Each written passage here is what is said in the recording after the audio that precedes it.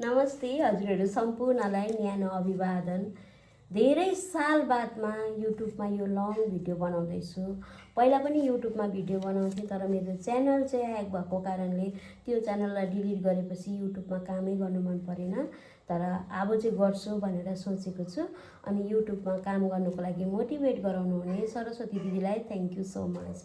आज चाहिँ मैले के भिडियो बनाउँछु भनेर सोचेको छु भने धेरैजनालाई अवगतै भएको कुरा हो। मलाई चाहिँ अस्टियोजेनेसिस इम्परफेक्टा भन्ने बिमार छ, जुन बिमारमा चाहिँ हातखुट्टाहरू धेरैपल्ट टुट्ने गर्छ र आजसम्ममा 50 पल्टभन्दा माथि चाहिँ मेरो हातखुट्टा टुटिसकेको हो।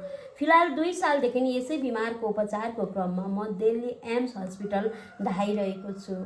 तर मेरो घरको आर्थिक अवस्था कमजोर भएको कारणले सोसियल मिडियाबाट सहयोगहरू उठाएर आफ्नो उपचार गरिरहेको छु। गएका वर्ष म फ्लाइटमा गएको थिएँ भने यस वर्ष चाहिँ ट्रेनमा जाने भनेर सोचिरहेको थिएँ। अचानक भगवान स्वरूप एकजना दिदीले मलाई फोन गर्नुभयो, बहिनी कहिले जाने, केमा जाने भनेर जानकारी लिनुभयो। सो उहाँको नाम पनि भन्नु भएन र ठेगाना पनि भन्नु भएन। अनि मैले भने यो दिन जान्छु दिदी यस्तो यस्तो परिकारले भनेर जब मैले भने तब दिदीले भन्नुभयो, नानी ट्रेनमा तिमीलाई धेरै साह्रो पर्छ टोइलेटहरूको लागि होइन, तिमीलाई त छोरी मान्छेले बोक्नु सक्दैन, मोटो छौ, छोरा मान्छेले बोक्नु पर्यो। अब छोरा मान्छेले टोइलेट लान पनि त गाह्रो हुन्छ, तिमीलाई ट्रेनमा त धेरै गाह्रो हुन्छ, त्योभन्दा तिमी फ्लाइटमा नै जाऊ, 2 घन्टामा त तिमी दिल्ली पुगिहाल्छौ भनेर भन्नुभयो। अब त्यही त हो होइन, हामी हवाजहाजमा जानुको लागि त यस्तो पनि चाहियो। अनि मैले केही भनिनँ, दिदी अब सहयोग उठाएर गएको हो म, धेरै खर्च लाग्छ भन्दाखेरि चाहिँ उहाँले भन्नुभयो कति लाग्छ नानी भन्नुभयो।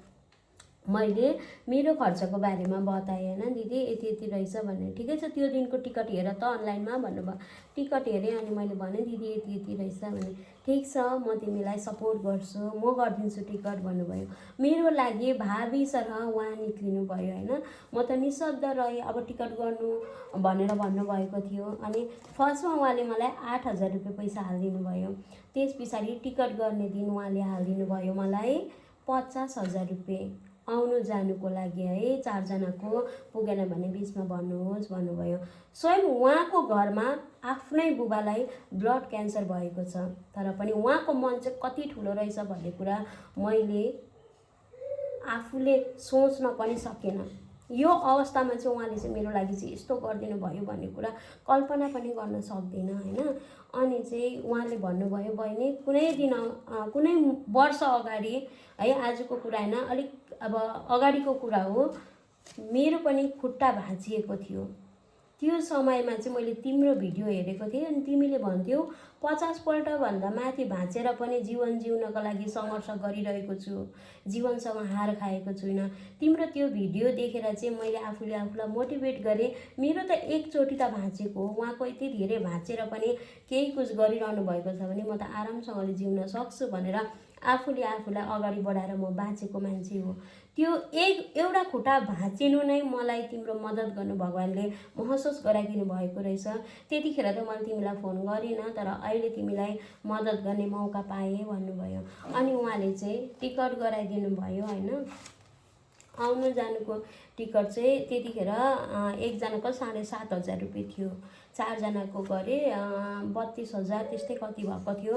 अनि आउँदाखेरि पनि त्यस्तै कति भयो दादाले मिलाउनु भयो। अनि मैले त्यो बिलहरू दिदीलाई पठाइदिएको थिएँ, नपुगेको खण्डमा उहाँले फेरि थपिदिनु भयो। अब अहिले फिलहालमा चाहिँ मान्छेको मेसेजहरू कमेन्टहरू आउँदैछ कि तिमीलाई सहयोग गर्ने मान्छेले जहाज देखेको छैन होला, भिख मागेर तिमी चाहिँ जहाजमा चढ्ने भनेर। तर त्यो कस्तो खालको पीडा छ ममा भन्ने कुरा जसले भोगेको छ उसलाई मात्रै थाहा हुन्छ। यति मात्र होइन साथीहरू, जब म बागडोग्रामा आएर झरेँ तब उहाँले मलाई फोन गरेर भन्नुभयो, नानी तिम्रो व्हिल चेयर अलिकति विक देखेको छु, बाइचान्स त्यो व्हिल चेयरबाट तिमी लड्यो भने फेरि भाँचिने चान्सेस हुन्छ, त्यसै कारणले व्हिल चेयर किन है भनेर 5,000 रुपियाँ फेरि हालिदिनु भयो। र मैले चाहिँ नयाँ व्हिल चेयर ल्याएको छु। यो पनि उहाँले नै किनिदिनु भएको हो। मेरो पहिलाको व्हिल चेयर चाहिँ 1 वर्ष भएको थियो अनि त्यो व्हिल चेयर चाहिँ धेरै गाह्रो पर्छ चलाउनको लागि, हातले नै चलाउनुपर्छ नि त, चक्का चलाउनुपर्छ। घरभित्र त म आफै काम गर्छु अनि त्यो व्हिल चेयर चलाउनु चाहिँ धेरै गाह्रो भएको थियो। अस्ति दिल्लीमा बनाए पनि तर पनि भएन। तर पनि अब बिस्तारै बिस्तारै किन्छु भनेर सोचेको थिएँ, तर उहाँले किनिदिनु भयो। हेर्नुहोस् यति धेरै प्रब्लम छ आफ्नै घरमा होइन, तर पनि उहाँले मेरो लागि है, उहाँले मलाई देख्नु पनि भएको छैन फेस टु फेस, सिर्फ फोनमा नै। अनि उहाँलाई सबै कुरा थाहा छ, सबै कुरा थाहा छ, उहाँले मलाई फलो गरिरहनु भएको रहेछ।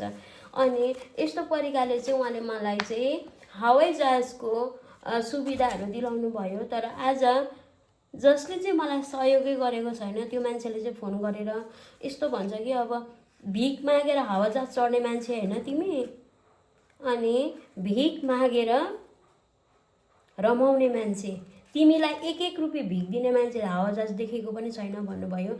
तर हावाजहाज चढ्नु सबैजनाको रहर होइन है, धेरैजना बिमारीहरूको बाध्यता पनि हो। मलाई त्यति ठुलो मेरो कुनै पनि रहर पनि छैन। म त एउटा सानो मान्छे होइन, यही सिलाइ बुनाइ गरेर आफ्नो पेट पालना गर्छु, आफ्नो शरीर ढाक्छु। तर यसरी आफ्नो रहरहरूको लागि कसैलाई युज गरेको छैन।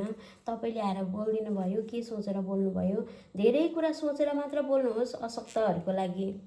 यदि बोल्नै चाहनुहुन्छ भने, होइन भनेदेखि चाहिँ नभन्नुहोस्। हेर्नु त्यो उहाँ दिदीले अहिलेसम्म उहाँको फोटो पनि सोसियल मिडियामा आउनु दिनुहुन्न, उहाँको नाम पनि, उहाँको ठेगाना पनि। बस मलाई यति कुरा चाहिँ याद छ, उहाँ सिलगढी चाहिँ आइरहनुहुन्छ। तर कहाँको हो सायद मलाई लाग्छ सिक्किमको पो हो कि, धेरै जस्तो मलाई लाग्छ सिक्किमको नै हो जस्तो लाग्छ होइन। सिक्किमबाट चाहिँ मलाई धेरै धेरै धेरैजनाले माया गर्नुभएको छ होइन, अरू जग्गाबाट पनि गर्नुभएको छ। तर दिनमा 1-2 कल मलाई सिक्किमबाट आइबस्छ, धेरै माया गर्नुहुन्छ। अस्ति मैले सिएम सरलाई सहयोग माग्दाखेरि सिक्किमबाट धेरैको गाली पनि आयो।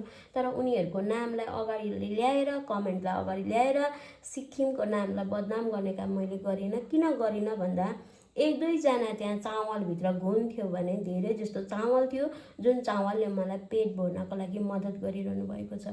अनि धेरैजनाले मलाई सपोर्ट गरिरहनु भएको छ। थ्याङ्क यू सिक्किम, जतिजनाले पनि मद्दत गर्नुभएको छ। उहाँ दिदी पनि मैले गेस गर्दा चाहिँ सिक्किमकै हो कि जस्तो लाग्छ, तर मलाई थाहा चाहिँ छैन, भेटेको पनि छैन। एक दिन अवश्य भेट्ने छु है त। थ्याङ्क यू दिजु, थ्याङ्क यू सो मच। अनि सम्पूर्णलाई धेरै धेरै धन्यवाद। मेरो च्यानललाई सब्सक्राइब गरेर जानु होला है। यो मेरो च्यानलमा काम गर्ने कोसिस गर्दैछु। हस्त बिदा लिन्छु।